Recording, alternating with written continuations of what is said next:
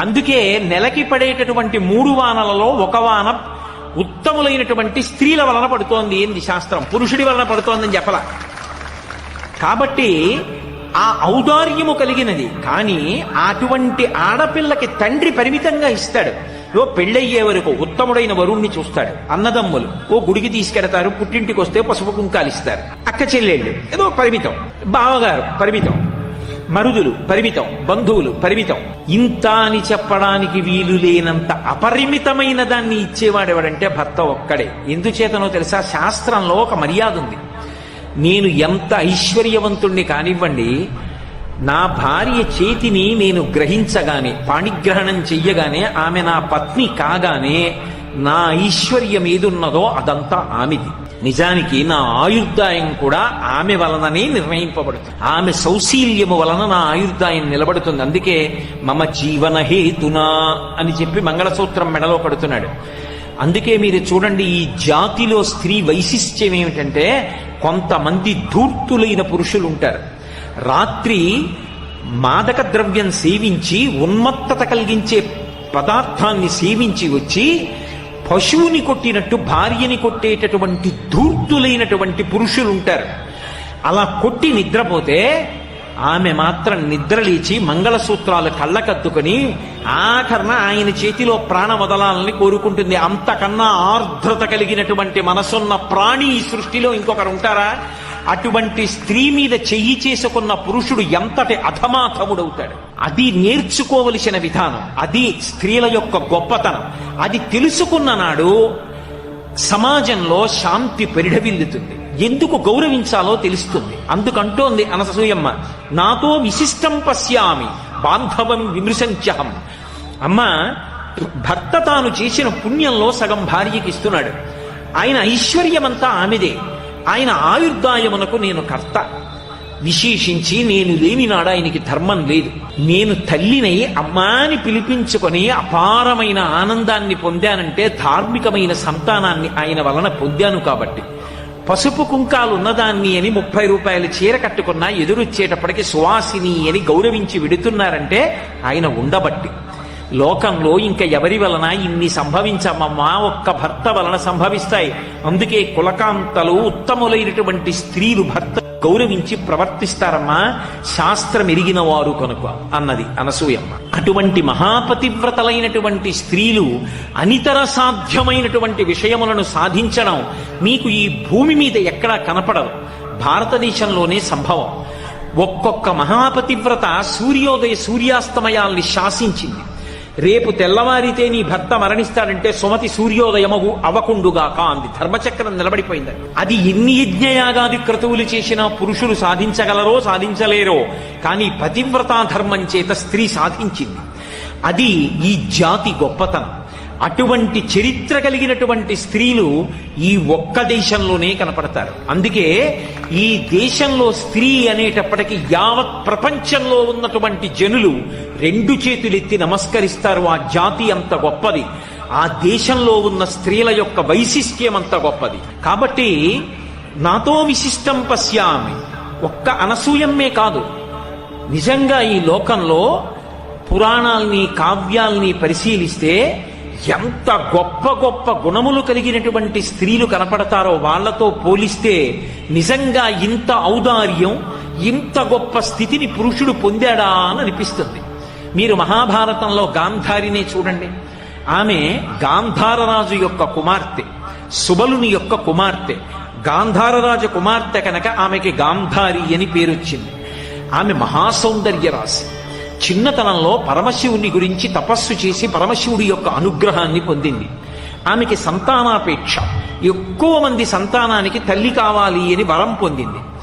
అపారమైన అందగత్తె, మహారాజు యొక్క కుమార్తె, సకల సుగుణములకు పెన్నిధి. అటువంటి స్త్రీ ఎప్పటినుంచో కురువంశానికి ఒక ఇబ్బంది. ఎప్పుడూ సంతానం లేక బాధపడుతూ ఉంటారు. చిత్రాంగదుడు విచిత్రవీర్యుడి దగ్గర నుంచి ఇదే సమస్య.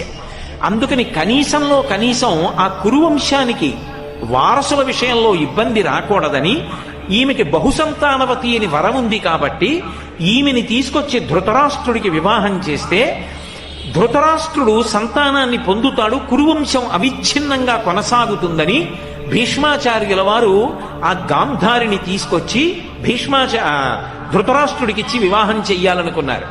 సుబలుడు అడిగాడు, మా ధృతరాష్ట్రుణ్ణి వివాహం చేసుకుంటావా అని అడిగాడు. ఆమె మామూలుగా అంగీకరించడం కాదు, ఎంత ఔదార్యంతో అంగీకరించిందో తెలుసా? ధృతరాష్ట్రుడు జాత్యంధుడు, పుట్టుకతో కళ్ళు లేనివాడు, ఎంత బలమున్నవాడు కానివ్వండి, పాండురాజు లేక ఎంత రాజ్య పరిపాలన చేస్తున్నవాడు కానివ్వండి, జాత్యంధుడైనటువంటి వ్యక్తిని అంతటి సౌందర్య రాశి ఎందుకు వివాహం చేసుకోవాలి? కానీ తన వలన అవతల వారి వంశం నిలబడితే, జాత్యంధుడైన వాడు బిడ్డల్ని పొందానని సంతోషిస్తే అంతకన్నా తన జన్మకి సుకృతి ఏముంటుందని అంగీకరించింది. అంగీకరించడం కాదు, త్యాగమయి మహాతల్లి గాంధారి, మహాపతివ్రత. నా భర్త ఏవి చూసి సంతోషించట్లేదో అవి చూసి నేను సంతోషించాను అని ఆమె కూడా అంధత్వాన్ని పొందింది. అందుకే కన్నులకు గుడ్డ కట్టేసుకుంది. నేను ఒక గుడి గోపురాన్ని చూస్తే సంతోషిస్తాను, నా భర్త సంతోషించలేడు. నేను ఒక పెద్ద మర్రి చెట్టు చూసి సంతోషిస్తాను, నా భర్త సంతోషించలేడు. నేను ఒక మంచి పక్షిని చూసి సంతోషిస్తాను, నా భర్త సంతోషించలేడు. నా భర్త ఏవి చూసి సంతోషించలేడో అవి చూసిన సంతోషం నాకు అక్కర్లేదని కళ్ళకి గుడ్డ కట్టుకుంది. మీరు ఆలోచించండి, ఆమె పుట్టినది గాంధార రాజ్యం, ఆమె కుమార్తె అయింది సుబలుడికి, ఆమె తోడ పుట్టినటువంటి వాడు దుశ్శాసనుడు, భర్త జాత్యంధుడైనటువంటి ధృతరాష్ట్రుడు, పెనువేప విత్తు, పరమ దుష్టమైన ఆలోచనలున్నవాడు, పెద్ద కొడుకు దుర్యోధనుడు, మిగిలిన వాళ్ళు దుశ్శాసనాదులు, నూర్గురు కొడుకులు, అల్లుడు అంతటి నీచుడు సైంధవుడు. ఇటువంటి వాళ్ళందరూ ఆమెకి బంధువులు. ఆమె ఉన్నది ఇటువంటి దుష్కృత్యాలు జరిగేటటువంటి చోట. ఇంతమంది మధ్యలో ఆమె మాత్రం పుటం పెట్టినటువంటి బంగారం. ఎంతటి విశేషమైనటువంటి ఔదార్యము కనపడుతుందో ఆ తల్లిలో. ఒకప్పుడు ధృతరాష్ట్రుడు భార్యని పిలిచి అడిగాడు, పాండవులకి రాజ్యం ఇవ్వకుండా నా కొడుక్కి రాజ్యం ఇవ్వాలనుకుంటున్నాను, పాండవులు రాజ్యం అడుగుతున్నారు, నువ్వు మహిషివి కదూ, పట్టమహిషివి, నీ అభిప్రాయం ఏమిటని అడిగాడు. ఎంత కుండ బద్దలు కొట్టి చెప్పిందో తెలుసా ఆవిడ ఒక మాట చెప్పింది. ఆవిడంది, నీ తనూజుడవినీతుడకుట ఇరిగి ఇరిగి అతనికి వశపడి ఏలపోయేదీవు, పాండవులకి ఇవు ఏమిచ్చితేని అడ్డు పడగలవారు ఎవరు విభుడ చెప్పుమా అందావిడ. ఆవిడంది, నీ కడుపున పుట్టినటువంటి దుర్యోధనుడు పరమ నీచుడన్న విషయం మహారాజా మీకు తెలుసు. వాడు నీచుడని తెలిసి, వాడికి రాజ్యం రాదని తెలిసి, పాండురాజు కొడుకైన ధర్మరాజుకి వెడుతుందని తెలిసి ఎందుకు కుట్ర చేస్తావు? నీ తమ్ముడి బిడ్డలు నీ బిడ్డలు కారా? ఆ ధర్మరాజుకి రావలసిన రాజ్యం ధర్మరాజుకి ఇవ్వలేవా? నీ పుత్రుడు అవినీతుడగుట ఎరిగి ఎరిగి అతనికి వశపడి నీవు ఎలపోతు. ఎందుకు నీ కొడుకు కొడుకు అన్న పుత్ర మమకారంతో వాడి వెంట పరిగెడుతుంటావు? నువ్వు చక్రవర్తి, నువ్వు ఇవ్వాలనుకుంటే ఇవ్వచ్చు. నువ్వు ఈ కురు సామ్రాజ్యాన్నంతటినీ ధర్మరాజుకి దారాదత్తం చేస్తే ఎదురుపడి అడగగలిగిన వాళ్ళు ఉన్నారా? నువ్వు ఇచ్చిన నాడు ధర్మరాజాదులు నీ బిడ్డలు కారా? భీష్మ ద్రోణాదులు ధర్మపక్షాన నిలబడరా? దుర్యోధనుడు నిన్ను చెనకగలడా? ధర్మరాజు దగ్గర పెడితే వశవర్తి అయి బ్రతకడా? ఇప్పటికైనా బుద్ధి మార్చుకోడా? నీ కొడుకుల యొక్క దీర్ఘాయుర్దాయం అంతా నీ చేతిలో ఉన్నది మహారాజా, ధర్మం తప్పవద్దు. నీ బిడ్డలు అని పుత్ర పాశములకు వశపడవద్దు. నువ్వు రాజ్యాన్ని పట్టుకెళ్లి ధర్మరాజుకి ఆయన తమ్ముళ్ళకి ఇచ్చేసేయి అని కుండ బద్దలు కొట్టినట్లు మాట్లాడినటువంటిది మహాభారతంలో గాంధారి. ఉంటుందా? తోడబుట్టినవాడు అటువంటి వాడా? భర్త అటువంటి వాడా? బిడ్డలు అటువంటి వాళ్ళ? ఆవిడ మాత్రం మెరుపుతీగా. నిజంగా ఎటువంటి ఆలోచన తల్లిది! అలా నిలబడగలిగిన వాళ్ళు లోకంలో ఉంటారా? ఆవిడే సామాన్యమైన స్త్రీయా? ఒక్కసారి జీవితంలో అసూయ పొందింది, గర్భతాడనం చేసుకుంది, ఆ కడుపులోంచి పిండం జారిపోయింది, అది వేరు విషయం. కానీ ఆమె యొక్క ఉదాత్త చరిత్ర పరిశీలిస్తే ఆశ్చర్యకరంగా ఉంటుంది. 9 కొడుకులు కడుపున పుట్టిన వాళ్ళు చచ్చిపోయినప్పటికీ కూడా అమ్మా అని వచ్చి ధర్మరాజు ఆమె కాళ్ల దగ్గర నిలబడి ఒక్క మాట అన్నాడు. చిట్ట చివర కురుక్షేత్రం అయిపోయిన తర్వాత, అమ్మా నీ బిడ్డలందరినీ చంపేసిన పాపిష్టి వాణ్ణి నేనేనమ్మా, నన్ను నీ శాపంతో కాల్చేయమ్మా అన్నాడు. ఆయన కూడా కొడుకేగా, అమ్మా ధర్మం కోసం చంపాను కానీ నా అంత నేను చంపలేదమ్మా, నీ బిడ్డల్ని చంపడం తప్పైతే నన్ను కాల్చేయి అని ధర్మరాజు వస్తే ఒక్క మాటల్లా కళ్ళంబట నీళ్లు కార్చి ధర్మరాజుని కౌగిలించుకుంది. కానీ ఒక్క బిడ్డ కూడా బ్రతకలేదన్న బాధతో ఆమె చూసినప్పుడు కొద్దిగా కళ్ళకి కట్టుకున్న బట్ట జారి ఆమె దృష్టి పడినందుకు ధర్మరాజు అంతటి వాడికి కాళ్ళు బొబ్బలెక్కాయి. అంటే అంతటి పతివ్రత. కానీ యుద్ధభూమిలోకి వెళ్లి చూసినప్పుడు కొడుకులందరూ మరణించి ఉంటే అందున దుశ్శాసనుడు భయంకరంగా వక్షస్థలం బద్దలైపోయి పడిపోతే ఆమె కోపం అటు తిరిగి ఇటు తిరిగి ఎవరి మీద నిలబడాలో తెలియక అంతటి గాంధారి కూడా పుత్రవ్యామోహాన్ని పొంది కృష్ణుడి వంక చూసింది. అన్నీ నీకు తెలుసు, వీళ్ళందరూ మరణిస్తారని తెలుసు, నువ్వే పూనికిని ఉంటే నా కొడుకులు ఇలా చనిపోయేవారు కాదు, దీనికి అంతటికీ కారణం కృష్ణ నువ్వే, నీ అన్నదమ్ములు కూడా ఇలాగే కొట్టుకుని యదువంశం ఒకరితో ఒకరు కొట్టుకుని నశించిపోవుగాక, కొన్ని సంవత్సరముల తరువాత నువ్వు కూడా దిక్కులేని చావు చచ్చదవుగాక. కృష్ణుడు నవ్వి అన్నాడు, అమ్మా ధర్మానికి వంతపాడినందుకు నువ్వు నాకు ఇచ్చిన కానుక అన్నాడు. ఇంతటి గాంధారి కుంచుకుపోయింది. 9 కొడుకులు పోయినా చిట్ట చివరికి ధృతరాష్ట్ర మహారాజుతో కలిసి వానప్రస్థం చేసి దావాగ్ని యందు శరీరాన్ని విడిచిపెట్టేసి. నిజంగా మీరు గాంధారీదేవి యొక్క జీవిత చరిత్రని పరిశీలనం చేస్తే అంత శక్తివంతురాలయ్యుండి అటువంటి ప్రదేశంలో ఉండి కూడా ఆమె ధర్మం తప్పకుండా ప్రవర్తించింది. ఒకసారి దుర్యోధనుడు వచ్చి ఆమె కాళ్లకు నమస్కారం చేసి నాకు విజయం కలగాలని ఆశీర్వచనం చెయ్యమంటే నిర్మోహమాటంగా చెప్పింది, ధర్మం ఎక్కడుంటుందో అక్కడే విజయం, నీకు విజయం కావాలనుకుంటే ధర్మాన్ని నిరంతరం పట్టుకునే ధర్మరాజు యొక్క పాదములను ఆశ్రయించు, ఆయనకి వశవర్తివై ప్రవర్తించు, అప్పుడు ధర్మాన్ని నువ్వు పొందుతావు, దాని వలన విజయాన్ని పొందుతావు తప్ప నువ్వు అధర్మాన్ని పట్టుకుని గెలవలేవు దుర్యోధన అని చెప్పి. అంతటి ధర్మపక్షపాతి అయి తన బిడ్డలతో కాని భర్తతో కాని ధర్మం విషయంలో అసలు వెనుకంజ వెయ్యకుండా మాట్లాడగలిగినటువంటి స్థితిని పొందినటువంటి స్త్రీరత్నం గాంధారీదేవి. ఈ దేశంలో కొంతమంది స్త్రీల యొక్క త్యాగం, వాళ్ళ యొక్క జీవనం చదువుతుంటే నిజంగా ఎంతటి మెరుపులో అర్థమవుతుంది.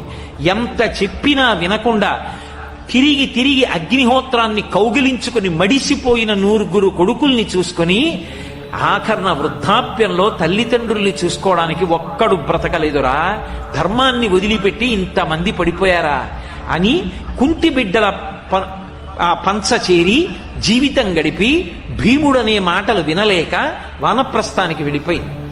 అంత గొప్ప గాంధారి. అలాగే కుంతిదేవి మహాతల్లి జీవితంలో ఎంత కష్టపడిందో.